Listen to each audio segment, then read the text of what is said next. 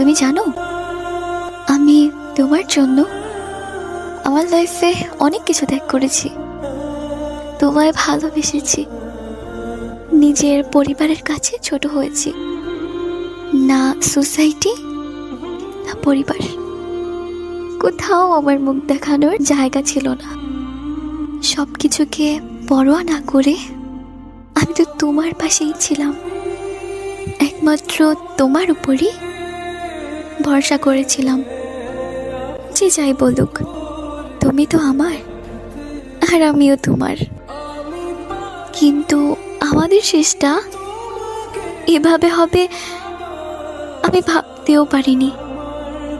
শেষে তুমি আমার ভালো চাইলে, একটা বারও ভাবলে না যাকে ফেলে চলে যাচ্ছি সে তো এতদিন আমার জন্যই লড়াই করেছে।